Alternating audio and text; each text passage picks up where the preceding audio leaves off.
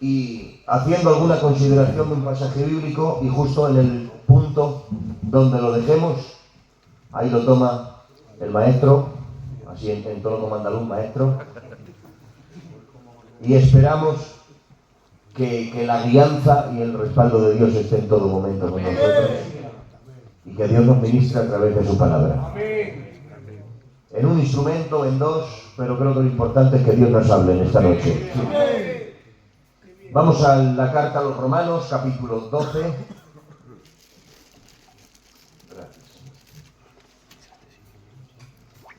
Carta a los Romanos, capítulo 13, verso 11 en adelante. Me tenéis que dar un momento para encontrar las notas aquí en la tablet, que yo, prometería que están aquí. No creo que se hayan ido. Y espero encontrarlas. Digo yo que estarán aquí. ¿Sabes qué pasa? Es que prefiero ser sincero y deciros lo que estoy buscando las notas. En vez de ir hablando así muy deprisa para rellenar. Y hermanos, amén, gloria, porque digo que no sé qué, amén. Porque se te nota, te atacas y empiezas a hablar rellenando, y eso se acaba mal. Lo que se habla para rellenar suele acabar mal. Así que bueno. Romanos, de toda la vida.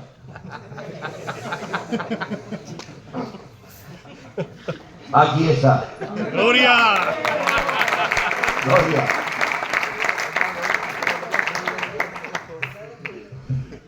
Hubo un gitanico en los comienzos de la obra que dijo: lee en Primera de Jericó 1:10. Y yo escuché a otro que dijo, en serio, Apocalipsis 35:20. Imagínate lo que tardamos en encontrar, en darnos cuenta que al final era 3:20. Y se tiró un rato diciendo 35:20. Bueno, pues eso, vamos a la palabra del Señor. Romanos capítulo 13, verso 11. Dice la palabra del Señor: son las 11:15. No es que diga la palabra del Señor que son las 11:15. Es que ha quedado... Era un paréntesis, pero... Está sembrado. Dice la palabra del Señor, son las 11:15.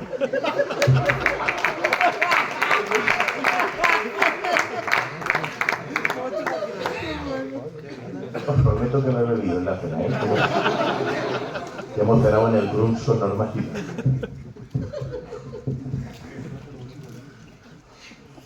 Pues eso, que son las 11:15 y que a menos 5 me aviséis, ¿vale? Porque tiene que subir José, a ver, no me encane, pom. Romanos 13:11 dice: y esto conociendo el tiempo, que es ya hora de levantarnos del sueño, porque ahora está más cerca de nosotros nuestra salvación que cuando creímos. Gloria a Dios. Vamos a hablar acerca del calendario de Dios y sus tiempos. Y esto conociendo el tiempo. Y si a eso le unimos Efesios 5, 15 y 17, dice: mirad bien cómo andéis, no como necios, sino como sabios, aprovechando bien el tiempo, porque los días son malos. Es el mismo apóstol el que escribe en ambas cartas. Y a los romanos les dice, conociendo el tiempo, y a los efesios les dice, aprovechando bien el tiempo. Y es que solo hay una manera de aprovechar el tiempo. No es solo haciendo cosas buenas. Aprovechar el tiempo es conocer los tiempos de Dios. Y hacer lo que Dios quiere, cuando Dios quiere, como Dios quiere. Dios tiene un calendario para tu vida, tiene un calendario para tu familia, tiene un calendario para su iglesia. Y Dios nos llama a ser hombres conectados al corazón de Dios, conectados al pensamiento de Dios, para poder discernir los tiempos y andar no en tu calendario, no en mi calendario, sino en el calendario de Dios. Gloria. Amén. Conocer el tiempo implica, según el texto, despertar del sueño y por tanto aprovechar el tiempo y hacer la voluntad del Señor. Conocer el tiempo para aprovechar el tiempo. Qué bueno. Es tan importante esto que incluso hacer algo bueno fuera de su tiempo se convierte en una pérdida de tiempo.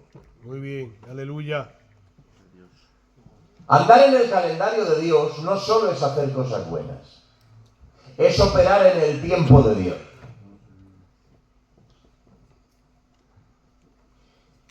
Tanto es así que dice la Biblia que David tenía una serie de hombres en su ejército,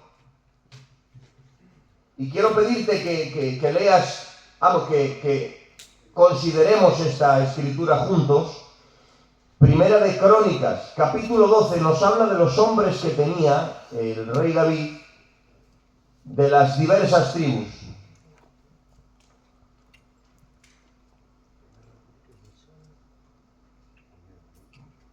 Y nos dice la palabra del Señor, Primera de Crónicas, capítulo 12.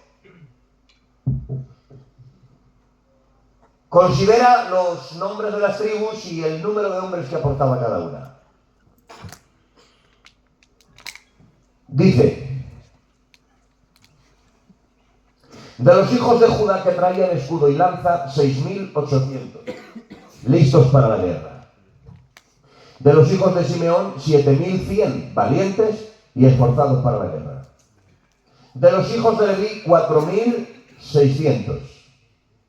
Asimismo, Joiada, príncipe de los del linaje de Aarón, y con él 3.700. De los hijos de Benjamín, 3.000. Date cuenta que todas las cifras que ha dado son todos de 4 cifras. 3.000, 7.000. De los hijos de Efraín, 20.800 muy valientes. ¡Qué miedo! De la media tribu de Manasés, 18.000. De Zabulón, 50.000. Y dice el 32, y aquí me detengo. De los hijos de Isaacar, 200. Date cuenta que inferior la aportación numérica que hacía Isaacar. Pero mira lo que hacían los hijos de Isaacar. Dice: de los hijos de Isaacar, 200 entendidos en los tiempos. Qué bien. Y que sabían lo que Israel debía hacer. Gloria a Dios. Y mira si eran importantes, que dice: y cuyo dicho serían todos sus hermanos. Amén. Es decir, el eje que movía a todos los demás, que movían lanzas, escudos, espadas, eran estos 200, pero que entendían los tiempos. Qué bien. Y que sabían lo que había que hacer cuando había que hacerlo. Los otros ponían el potencial, la fuerza y el armamento. Estos ponían la dirección y la estrategia. Y es que la obra de Dios no solo avanza con potencial y con armamento. Esto avanza con estrategia de Dios y con dirección de Dios. Potencial sobra. Créanme que somos una obra bendecida con potencial de Dios en todas las áreas. Pero la pregunta es: ¿en qué vamos a usar el potencial que Dios nos ha dado? Quiera Dios que lo hagamos con estrategia divina, que le preguntemos a Dios, que consultemos al Espíritu Santo y que lo que hagamos lo hagamos con dirección, que no necesitemos apedrear a Goliat entre todos para que caiga, que con una piedra pero con la dirección de Dios pueda cumplir su cometido, entrar entre ceja y ceja, derribar al gigante. Dirección de Dios. Entender los tiempos de Dios, discernir lo que Él quiere, para poder actuar en la voluntad de Dios y a la manera de Dios. Decía mi papá que está en el cielo: algún día aprenderemos a oír a Dios y entonces, haciendo menos, conseguiremos más. Necesitamos estrategia de Dios, dirección de Dios y poder discernir los tiempos. Porque toda labor y esfuerzo, por noble que sea, si está fuera del calendario de Dios, es un desperdicio de tiempo. Gloria a Dios. Así que necesitamos dirección de Dios para entender su calendario, sus tiempos y su voluntad. ¿Cuántos dicen amén? Amén. Bien, dicho esto, vamos a la Biblia y si hablamos de un hombre entendido en el calendario de Dios, obviamente tenemos que detenernos en aquel lugar llamado Babilonia, en el que en medio de ese imperio Dios tenía un pueblo cautivo. Y en medio de ese pueblo cautivo Dios tenía un amigo que se llamaba Daniel. Era un hombre que desde el principio marcó la diferencia no contaminándose y que cada vez que la gente quería saber lo que Dios decía y lo que Dios quería, lo llevaban a él. Dice la palabra del Señor que un día el rey se levanta y dice: he tenido un sueño. A ver, adivinos, sabios, todo este equipo que busca los conocimientos de lo oculto, me vais a decir de qué trata el sueño. Y dice: vale, cuéntanoslo y te interpretamos. No, de eso no. A ver si sois adivinos de verdad. Ahí Nabucodonosor hizo las del chiste, que llama al adivino y dice: ¿quién es? Y dice: pues vaya adivino. A ver si sois adivinos de verdad. Me vais a decir lo que he soñado y lo que significa el sueño.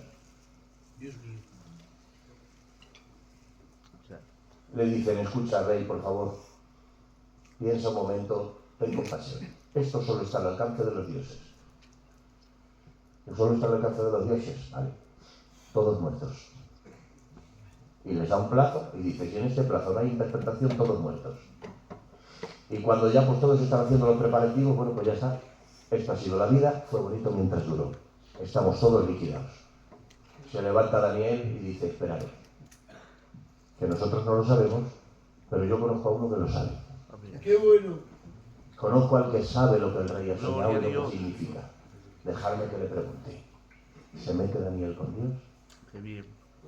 Y cuando sale, tranquilos: rey, te digo lo que has soñado. Has soñado esto y esto. Y significa esto y esto. Respuesta de Dios. Cuando la gente quería saber lo que Dios quería, Daniel. ¡Qué bien! Han pasado los años. Atención.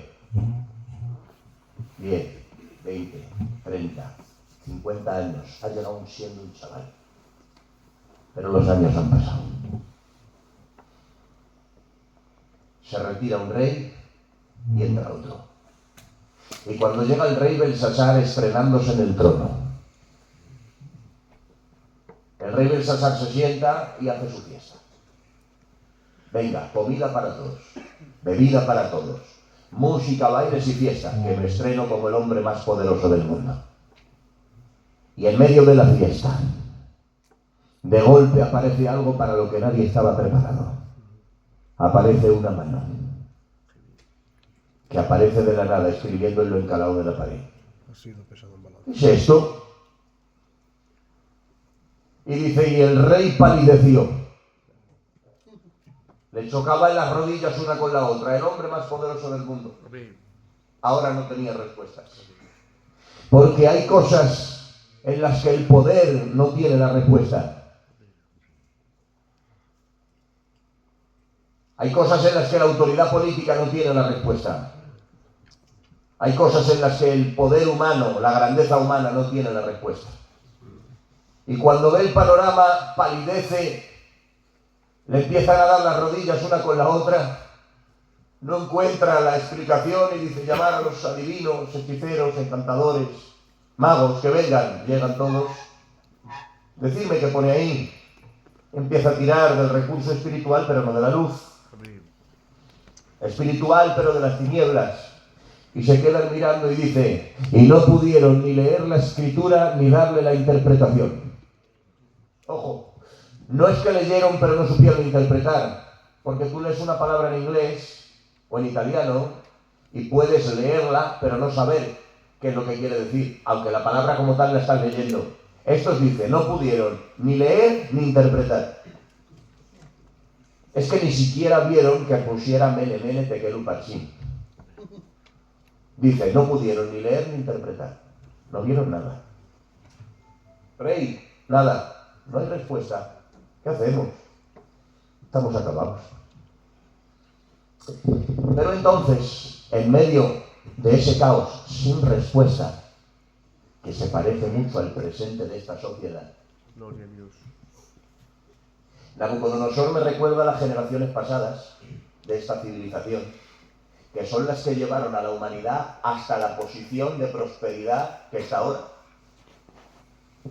Y ahora, en el momento de la historia con más esperanza de vida, con mayores avances tecnológicos y con más desarrollos a nivel social y de cualquier clase, ahora esta nueva generación, que es Belsasar, se ha sentado supuestamente a disfrutar de una herencia, de la herencia de la gran vida, y de momento se ha encontrado esta generación que el mundo no es lo que parecía ser estos últimos años. Y de momento lo impensable se ha vuelto posible.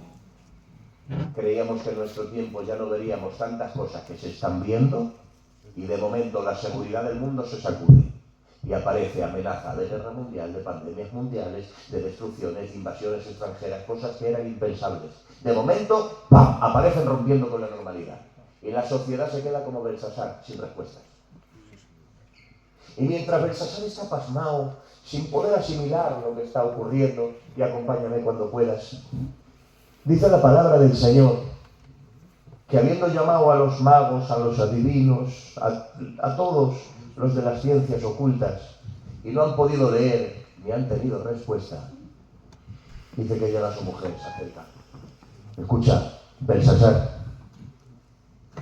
no te preocupes, tranquilo, que hay una solución. ¿Qué solución? No lo sé yo, no lo saben ellos, no lo sabe nadie. Y le dice a su mujer, mira, acuérdate que entre los cautivos de Judá hay un hombre llamado Daniel, que desde los días de tu padre se halló en él luz, entendimiento y sabiduría para descifrar los enigmas, para desvelar los misterios. Escucha, llámale, que ese te trae la respuesta. Habían pasado los años. Daniel no estaba de moda. Estaban todos en la fiesta y Daniel no estaba. Y al que nadie llamó para la fiesta, Dios mío. Qué bien. ahora todos le estaban esperando. Porque hacía falta una respuesta de Dios. Gloria a Dios. Nadie le llama para la fiesta, pero todos se acuerdan de él porque se necesita una respuesta de Dios. Aleluya. Y hoy te pregunto, ¿quién quieres ser? Amén. ¿El que llaman para la fiesta o el que llaman para tener una respuesta de Dios? Sí, a veces nos confundimos. Déjame que te lo confiese, a veces nos confundimos porque nos creemos que el éxito y el ser usado por Dios está en no perderse una fiesta. Y en que nos llamen para las fiestas, en que nos llamen para todas las fiestas y para pasarlo bien. Pero luego están los que la gente llama cuando necesita una respuesta de Dios. A lo mejor ha pasado los años por ellos, ya no están tan de moda, no son rabiosa actualidad, pero cuando alguien necesita una respuesta de Dios, levanta el teléfono, oiga, necesito una respuesta de Dios, porque para las fiestas se busca al del momento, pero para una respuesta de Dios se busca a los que viven cerca de Dios. En ese momento Daniel hacía falta, era necesario, no porque estuviera de moda, sino porque tenía una respuesta de Dios. Y dice que llamen a Daniel, ir a por él, por favor, que aquí ni hay fiesta ni hay nada, aquí estamos esperando a ver qué dice Dios. Y llega Daniel, todo el mundo esperándole, todos los ojos en la puerta, y cuando llega Daniel ya no es un chaval, ya no es un chaval que no se ha contaminado, ya no es ese, ahora es un anciano que no se ha contaminado. Han pasado los años por él, le han salido canas, se le ha curtido la piel, pero llega por allí resplandeciendo de santidad como el primer día, viviendo en pureza como el primer día. Llega allí con un gesto sereno, no le alcanza el miedo que todos tienen, no le alcanza la histeria de todos, porque este no tiene miedo, sencillamente porque la mano que está escribiendo no la conoce ninguno, pero este sí conoce la mano que está escribiendo y no le da miedo la mano del autor. Y entonces llega y le dice, mira Daniel, que si me descifras este mensaje, tengo un regalo para ti, te hago tercero en el reino y te doy todo lo que quieras. Dice, el regalo quédatelo para ti, no he venido para recibir regalos, he venido para darte una respuesta de Dios. Y lo que dice dice esa pared, pesado ha sido en balanza y ha sido hallado falto. Ay, qué miedo, dejadme que muy rápido se lo comparta. Había llegado al sueño de su vida, se había hecho el hombre más poderoso del mundo, recibió el reino que por herencia le pertenecía, pero el cielo le pesó y dijo: suspendido, no das el peso para estar donde estás. Déjame que te lo confiese, qué miedo, llegar a lugares, llegar a tronos, llegar a sitios, alcanzar sueños, y que una vez allí el cielo me diga: no das el peso, no das el peso. Has llegado, lo has logrado, ¿y qué? Se te ha pesado y ha sido ya lo falto, no das el peso para estar ahí. Por tanto, tu reino te ha sido quitado. Te adoramos, Rey. Y el que no daba el peso, su reino le fue quitado. Te adoramos, Espíritu Santo. Y dice Dios: entregado a los medos y a los persas. Aleluya. Y en ese momento se pone en marcha el calendario de Dios. Porque lo que hay en el calendario de Dios se cumple. Amén. Lo creo. Y el calendario de Dios dice, a través del hombre que sabía lo que Dios quería: ¿cuántos quieren conocer a Dios y conocer su voluntad? Gloria a Dios. Escuche, entender los tiempos de Dios es poder echar un vistazo al panorama que nos rodea y poder echar una visión espiritual al presente. No verlo con los ojos que los demás lo ven, verlo como Dios lo ve. Amén. Hay una frase que no conozco el autor, pero se me ha quedado grabada, que dice: el que ve las noticias sabe lo que ocurre, el que lee la Biblia sabe por qué. Qué bien. Necesitamos ser entendidos de Dios. Amén. No entendidos sabiondos de saberlo todo, sino entendidos en los tiempos de Dios, conociendo su voluntad. Sí, Señor. Como lo fue Daniel, Qué bien. con respuestas de Dios para quien las necesite. Qué bien. Escuchen, hay un mundo que se está perdiendo y necesita respuestas de Dios. Cada año en España se suicidan alrededor de 3.600 personas.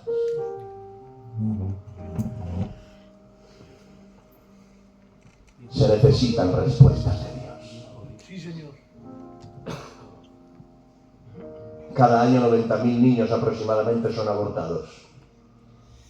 Se necesitan respuestas de Dios. De cada 10 matrimonios, el 70% fracasan. Está demostrado con estadística.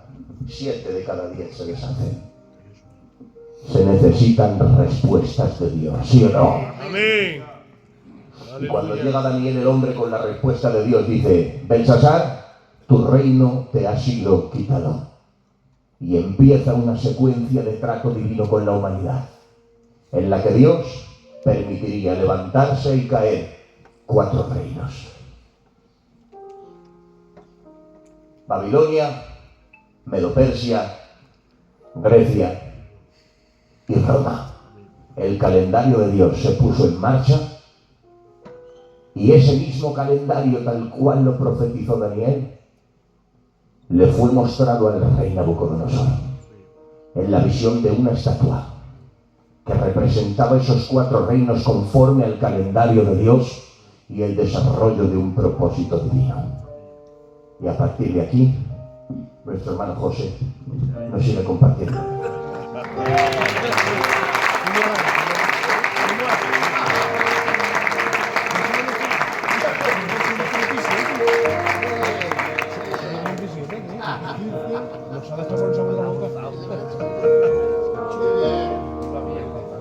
Así que si se mete ahí, igual se tira. Gloria a Dios. Me ha sorprendido. Pero creo que Dios nos está bendiciendo. Y creo que Dios está preparando nuestro corazón, porque el Emilio ha venido como labrador, labrando la tierra, preparando el terreno. Qué bien. y sembrando semillas que son valiosas para la juventud actuales, para este tiempo.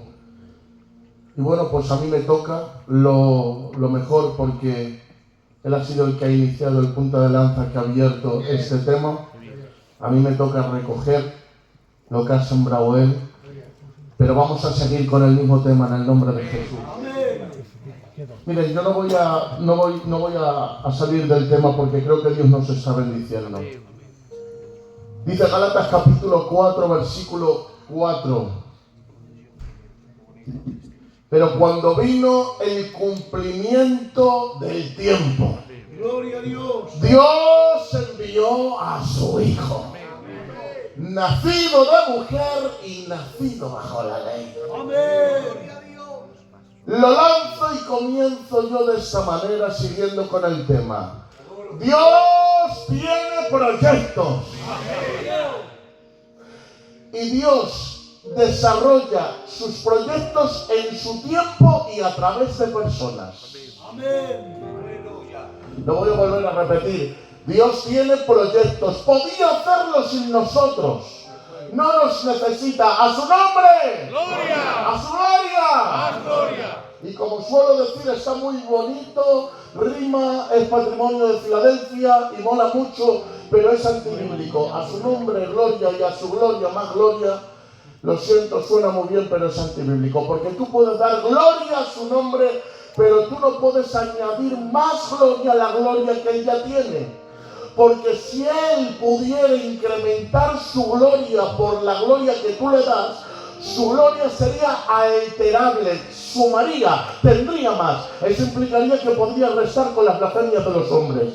Pero tengo que decirte que Él es inmutable, en Él no hay sombra de variación, por tanto, ni nuestras alabanzas le suman, ni las blasfemias le restan. Por lo tanto, Dios tiene una gloria inalterable. Por lo tanto, podemos decir, entonces, ¿para qué nos ha creado? Créeme, no te ha creado para tener más gloria, sino para compartir contigo la gloria que Él ya tenía antes de que tú y yo fuéramos. Y eso nos hace entender una cosa: no nos necesita, pero ha querido contar con nosotros para poder desarrollar sus proyectos en sus tiempos y a través de personas.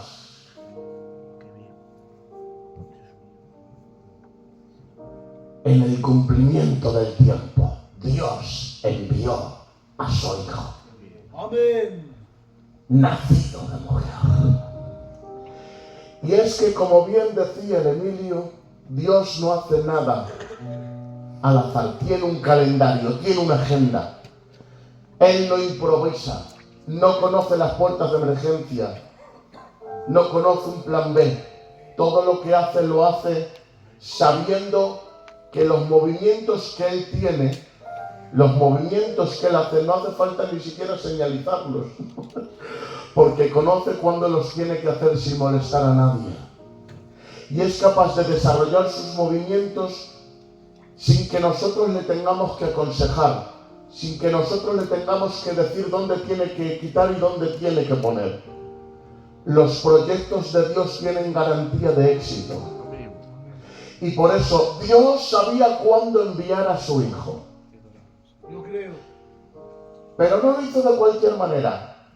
Dios, antes de hacer que nazca un proyecto, primero prepara el ambiente, configura el terreno, tiende la alfombra roja, asfalta el camino por donde ha de venir.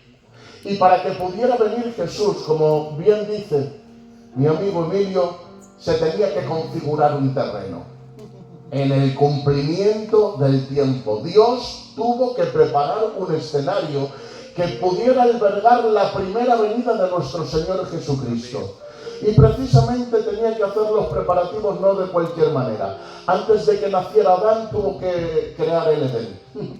Y Dios tiene que poder preparar el terreno por donde ha de venir su Hijo. Dios tiene que allanar el camino. ¿Cómo lo hizo? Y precisamente es aquí donde entro y tomo el relevo de mi amigo Emilio, cuando dice que el profeta estaba Daniel levantado con revelación en medio de un lugar extraño, extranjero, privado de su apellido, de su nombre, de su familia, de sus amigos, privado de su cultura, privado de su hábitat natural, con todo y con eso no fue privado de la revelación, y en medio de Babilonia todavía seguía conservando conexión con el Dios eterno para poder decirle a Nabucodonosor: lo que has visto es una estatua, cabeza de oro, pecho de plata, vientre y muslos de bronce, piernas de hierro y pies en parte de hierro y en parte de barro. Así te dice el Señor.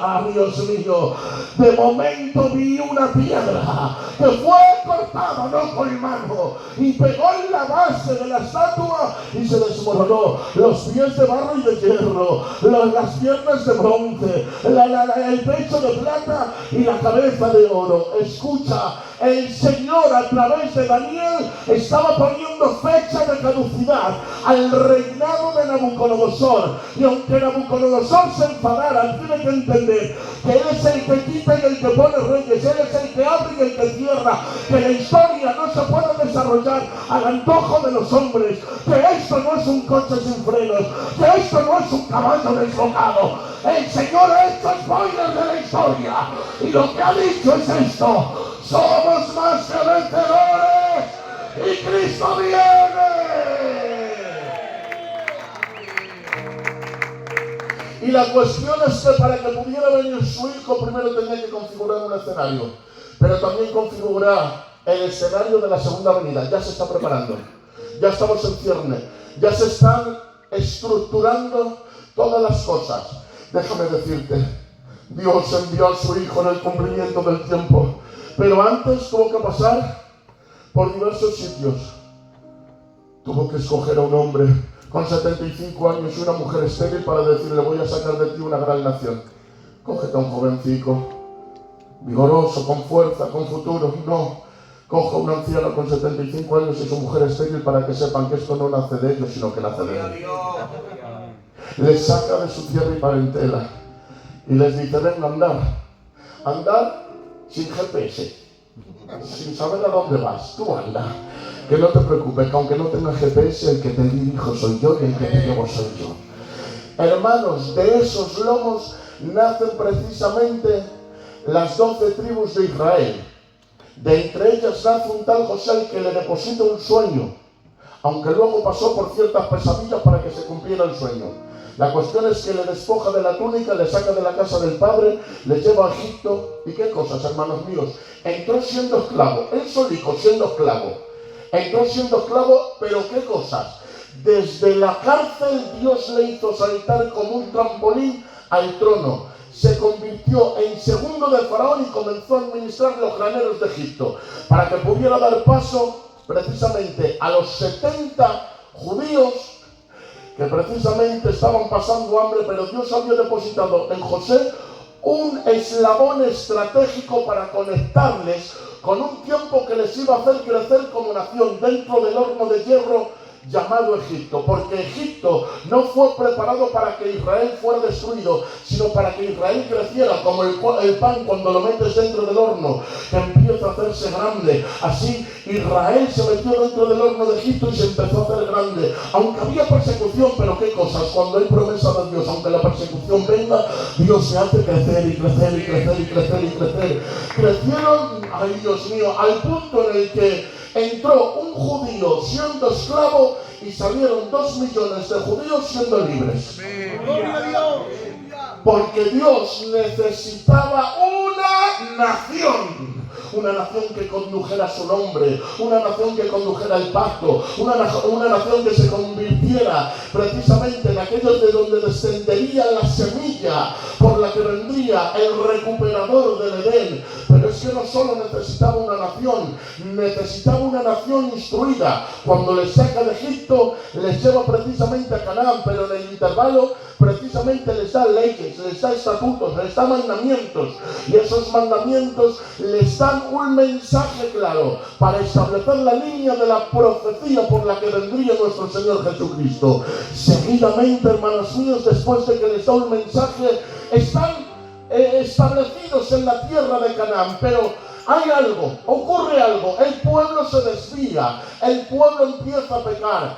Se les lleva el Señor a Babilonia, y en Babilonia, una ciudad cosmopolita, una ciudad hermosa, una ciudad grande, avanzada, al punto en el que se hacían cirugías. Mucho antes, hermanos míos, de lo que se pudieron hacer cirugías en todo el mundo. Avanzados en matemáticas, en todas las clases de ciencia. De hecho, los 7 jardines colgantes de Babilonia eran una de las 7 maravillas del mundo antiguo. Eran unos fenómenos, al punto que un pueblo nómada, agrícola, como el pueblo de Israel, entró y se quedó pasmado. Entre otras cosas, el templo fue destruido, fue derribado. ¿Qué es lo que ocurrió? Que el pueblo de Israel necesitaba congregarse, necesitaba leer la palabra, necesitaba poder tener un lugar desde el que adorar y glorificar el nombre del Señor. Como no había templo, se fijaron en un modelo, el modelo de la sinagoga. Eso nace precisamente de Babilonia, y desde Babilonia se estableció el modelo de la sinagoga, que luego prevaleció durante los 400 años de silencio, y posteriormente el Señor utilizó ese modelo de sinagoga para poder llevar el mensaje. Pero es que el modelo de sinagoga fue también el modelo de culto de la iglesia primitiva, establecido hasta momentos después. Posteriormente, aunque vinieron catedrales, lo que conservamos hoy en día es el modelo sinagoga. Uno predica, los demás escuchan. Ese es el modelo de sinagoga. Ahora ya tenemos, por lo tanto, un pueblo. Tenemos un mensaje y tenemos un modelo de culto. ¿Te das cuenta cómo Dios está preparando la ensalada? Cómo Dios está estructurando las cosas. Le sacó a Abraham, le dio precisamente una nación en Egipto, le dio un modelo de sinagoga en Babilonia. Pero espérate, ahora viene el mundo griego como una pisonadora. Alejandro Magno, el helenismo griego, conquista todo el mundo conocido. En ese culto, en esa culturización griega, se establece algo terrible: un solo idioma. Mi alma te alama. Todo el mundo hablaba griego koiné, como hoy todo el mundo habla más o menos en inglés. Por lo menos lo chapurreamos. Joselillo, en todas las naciones hablamos un poquito inglés. Yo también.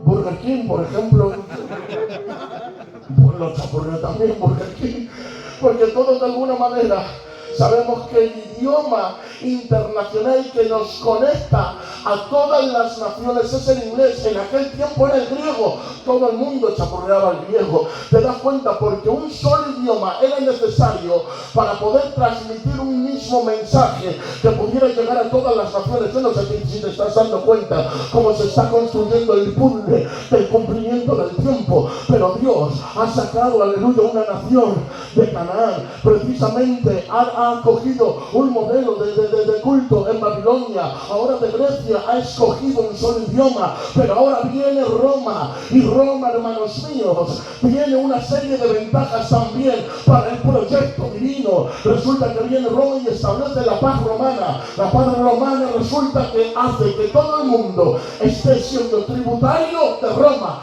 sometido a Roma, pero se le da libertad de culto y libertad de fe. Esto implica que es el escenario perfecto como para poder distribuir un mensaje de un pacto, de un pueblo, de una nación que tiene un proyecto divino. La paz romana crea un ambiente en el que se puede deliberar y en el que se puede distribuir libremente un mensaje. Pero espérate, ahora resulta que Roma empieza a crear infraestructuras, empieza a crear carreteras. Por eso la trillada frase, todos los caminos llevan a Roma. No es una frase hecha, sino que es una realidad. Empezaron a crear caminos, veredas, asfaltar lugares para que pudieran ir de un sitio a otro rápidamente. ¿Te das cuenta como ya parece ser que todo está preparado? ¿Por qué? Porque en Canaán se ha aposentado un pueblo, porque en Babilonia un modelo de culto ha venido, porque Grecia ha traído un solo idioma, porque ahora Roma ha dado libertad de culto y libertad de fe y ha creado una infraestructura.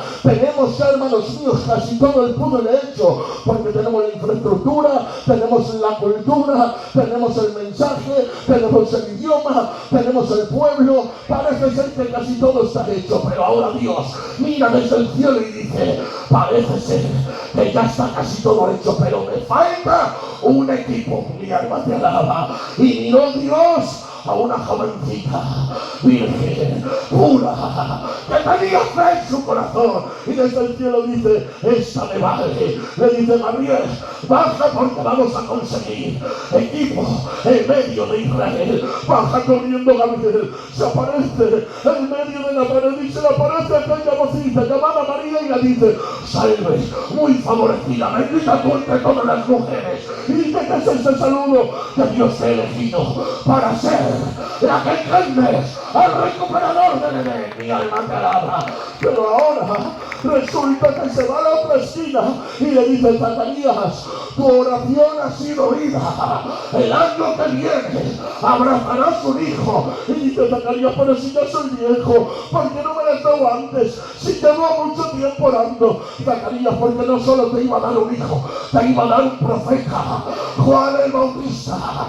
Será el hijo que puedas engendrar. ¿Y sabes por qué no te lo he dado antes? Porque María todavía no había nacido, porque no estaba preparada. Y hasta que María no pudiera recibir el mensaje, yo no te podía dar a Juan el Bautista, porque iba a ser el que le iba a abrir camino. Pero no solo eso, se va a otra esquina y dice, Pedrico, te voy a criar de tal manera que puedas ser el apóstol, la columna de la iglesia. Se va, prepara Juan, prepara Felipe, prepara Santiago, prepara un equipo con el dialecto de Galilea, que revolucionaría el mundo, porque Dios necesitaba un equipo que pudiera llevar un mensaje. Y cuando ya todo estaba hecho, escribe el apóstol, en el principio, en el verbo era con Dios y el verbo era Dios.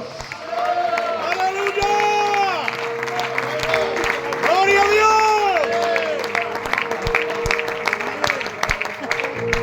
Bendito eres, Dios. En el cumplimiento del tiempo, Dios envió a su hijo. ¡Gloria a Dios! ¿Me ayudáis ahora? ¡Qué La bien! cuestión es que vino la primera vez, pero lo voy a soltar aquí en Oviedo, en Asturias. Jovencico que me escuchas, que posiblemente estás mirando hacia el pasado, viendo las hazañas de aquellos que iniciaron aquella santa historia. Tú que miras a esos hombres como los héroes de la fe, tú que ves esas páginas llenas de gloria como eventos que pasaron y que ya no tienen nada que ver contigo, tengo que decirte, Cristo vino una primera vez, pero hoy se está preparando otro escenario, porque Cristo vino como cordero, pero ahora viene como león. Vino a morir en una cruz, pero ahora viene a ocupar un trono. Vino como siervo, pero ahora viene como rey. Y Dios necesita una generación que le prepare el camino. ¡Gloria a Dios! ¡Qué bien! Por eso dice Daniel, vi una estatua, la cabeza de oro, el pecho de plata, el vientre y los muslos de bronce, las piernas de hierro y los pies en parte de hierro y en parte de barro. Pero espera, he visto algo más. En el capítulo 7 ahora veo no el sueño de Nabucodonosor, sino la visión de Daniel. Y la visión de Daniel se extiende más en la revelación. Dice, vi 4 bestias. La primera bestia era semejante a un león que tiene alas, majestuoso, voraz. Este representa la cabeza de oro, representa Babilonia. Luego vi otra bestia. Este es un oso que en su boca tiene 2 costillas, Medo-Persia. Dice, una costilla era más grande que la otra, porque los medos fueron más grandes que los persas. Y luego vi un leopardo con 4 cabezas. Mira, date cuenta la extensión de la revelación. Era un leopardo por la rapidez con la que se iba a extender. Grecia fue el imperio que más rápidamente se extendió en la historia, pero tiene 4 cabezas. ¿Sabes por qué? Porque cuando murió Alejandro Magno se dividió el imperio en 4 partes, y precisamente esto está profetizado en la Biblia antes de que se cumpliera. Pero ahora dice, la 4ª bestia que vi es indescriptible, es terrible. Su aspecto es espantoso, dice el profeta. Y dice, esta bestia tenía partes de las otras bestias, pero ahora de esta bestia nacen 10 cuernos que representan los 10 dedos de la estatua. Pero atención, ahí se corta la profecía del sueño de Nabucodonosor, pero aquí se extiende la revelación de Daniel. Dice, de esos 10 cuernos que representan los 10 dedos de la estatua, dice, vino a hacer un cuerno pequeñito que hablaba grandes cosas y que tenía poder para cambiar los tiempos y las leyes. Mi alma te alaba. Y dice, y este cuerno pequeñito se le dio poder para reinar sobre los 10 cuernos. Dice, de los 10 cuernos, 3 no se quisieron someter y el cuerno pequeñito los derribó. Espera. Y a este cuerno se le dio 1260 días para perseguir a los santos. Ay, Dios mío, siento a Dios.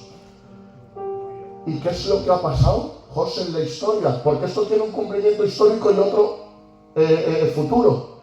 Luego vamos a ir al futuro. ¿Qué es lo que pasó? Que hemos hablado de Babilonia, de Medio-Persia, de Grecia y de Roma. Pero es que luego Roma, en el 490 hasta el 539, hasta el 538, sufrió una guerra. ¿Por qué? Porque al Papa de la Iglesia Católica Romana Apostólica se le dio poder sobre todos los emperadores de Roma. Roma se dividió en 10 partes. Lo puedes ver en el billete que tienes en tu cartera, que es el Imperio Romano y que está dividido en 10 partes. De esas 10 partes, el Papa de Roma tenía jurisdicción y tenía poder sobre las 10 partes del Imperio Romano. Pero escucha, cuando se le dio poder en el 490, de las 10 naciones, de las 10 partes, 3 no se quisieron someter al papado. Históricamente hubo una guerra que duró hasta el 538. ¿Sabes qué es lo que ocurrió? Que de esas 3 naciones que no se quisieron someter, se les derribaron y se les destruyeron y se les exterminaron. El cuerno pequeño, en el 538, tenía todo el poder sobre el Imperio Romano. Pero ahora la profecía se le ha dado 1260 días para perseguir a los santos y reinar sobre el mundo. 1260 días por año se interpreta en la profecía y en la hermenéutica bíblica. Días por año son 1260 años. Desde el 538, 1260 años son el 1798. Escuchen, esto parece una locura, pero es que tenemos al Dios que tiene las riendas de la historia. Tenemos al Dios que no miente. Tenemos al Dios que se adelanta a la profecía. En el 1798 ha pasado algo. Se ha levantado un hombre llamado Napoleón y ha conducido a los ejércitos franceses para poder producir la Revolución Francesa. Resulta que está yendo contra el papado de Roma y ahora Napoleón, juntamente con los ejércitos franceses, derriba al cuerno pequeño. ¿Y en qué año? En el 1798. Y un año más, y un año después, porque Dios tiene el control de la historia.